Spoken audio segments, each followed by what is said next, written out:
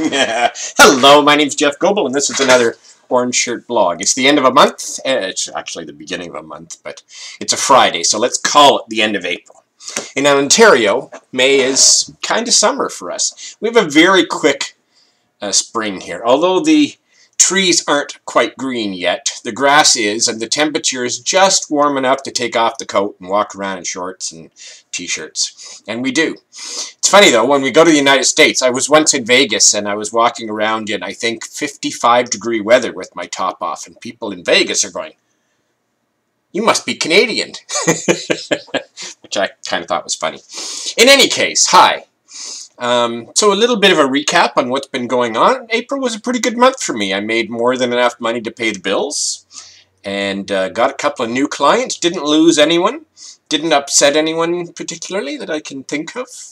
Don't think so. So it was a pretty good month. Now, one of the most fascinating things that happened during that month, apart from the Ad Astra convention, which is an annual event that I look forward to, I went to my therapist the day before. And I said, you know, things are going okay, things are going well, and I'm still on that upward incline instead of the downward incline that I was before I met her. And I said, it's April, and I haven't really done any of the goals that I've been looking forward to doing, so I kind of get down about that. But in general, I try not to get too down.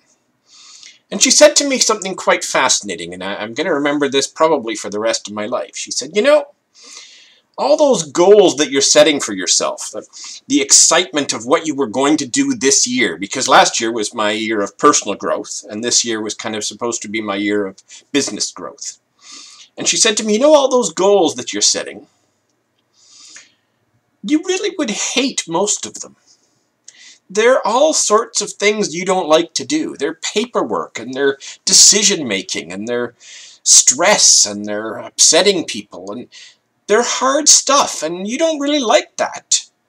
I think you're pretty happy where you are. And as is often the case when my therapist reveals things about myself that I've been denying, it's like, wow, that's pretty interesting. The goals that I've set for myself won't make me happy. They'll make me miserable. And that's why, well, that's one of the reasons why I'm hesitant to go ahead and do some of them. I mean, that's kind of an excuse. There's lots of reasons why I don't do the things that I set my goals for. But the truth is, they are more work and more stress. And really, I am pretty happy where I am. One of the other things she said, and actually, let's rephrase that. One of the things that I said that I saw somewhere else is that the worst thing you can do for happiness is compare. And I think that means pretty much anything. If you're comparing, well, maybe if you compare two products before you buy them, it's not a bad thing. But if you compare yourself against anything else, it never really ends well. Because in your head, you have a different interpretation of who you are than what you're comparing. So you're biased one way or the other, sometimes better, sometimes worse. And I tend to compare myself to the norm, which is just stupid. It makes me sad when I think, well, that guy is successful, and that person has confidence, and that person has more money than I do. And the truth is, none of those comparisons are really, first of all, they're not healthy. And second of all, they're not real, because I have a friend who makes a lot of money. He's the first friend I had that hit 100,000 in his annual salary, and I think probably he's up beyond maybe 200 or 300 now. And he used to be what I sort of called in my head my rich friend, although I didn't, maybe I did call him that once to his face. But anyway, the funny thing is, he works really hard. He's got a full family too, and he's got hobbies, and it's not me. There's no way I could do that. And I don't work very hard at all. I don't even clean my room. So I'm maybe more successful, depending on how you look at it. I'm living in a basement apartment. I drive an old used car. But I don't really have that much stress. As long as I can pay my bills, and currently I can, I'm pretty successful. If a friend calls me and says, hey, you want to go to Niagara Falls today? I can say yes. Take my phone with me, and that's pretty much all I need. And my therapist sort of said, you know, you're looking at all these things that you want to do. Do you really want to do them? And I thought, success probably is more happiness in the moment than success. Now, my parents are both dead. I don't have to impress them anymore. I have a little bit of guilt that they never really understood what I did, but they did tend to lose their mind towards the end, so I can't really fault them for that. My sisters, we're not that close. They probably don't really know what I do. There's no one out there that I have to impress by making $200,000 a year, and really that would cause me a lot of problems, because right now I can go bankrupt if somebody sues me.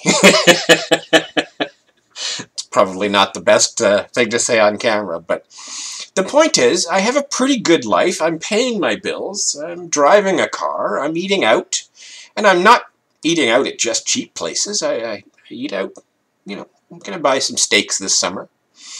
Maybe not as many steaks as I'd like to buy, but that's a different goal than setting myself up for stress and a hard job. So I think it was a successful April because I did one thing that I really enjoy. I didn't get paid for it, but Ad Astra is a science fiction fantasy convention. It's held every year, and I work the info desk, and it's great. I love it.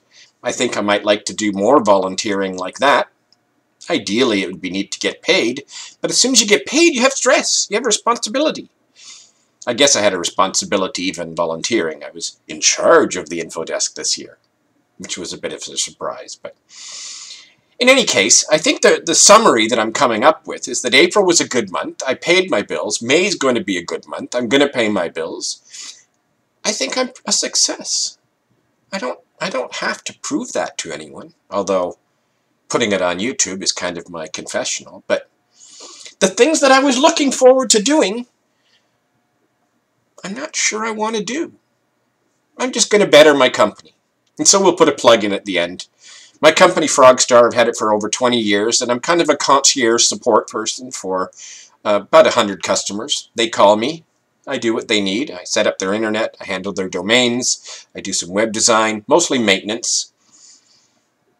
And everybody likes me. Well, I always hate it when I say things like that. But anyway, the point is, the things that you strive for in success might not be the things that make you happy. Work towards the things that make you happy, and maybe they could make a little bit more money that way. Don't know why I felt the need to have a moral at the end of the message, but I did. Now I have to find my mouse because it was over there for the rabbit.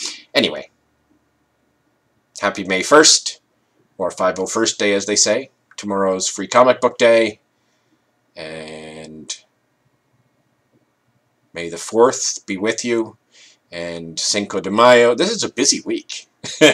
Anyway, okay, I'm just rambling. 8 minutes and 35 seconds. Bye. Thanks for watching me on Frogstar TV.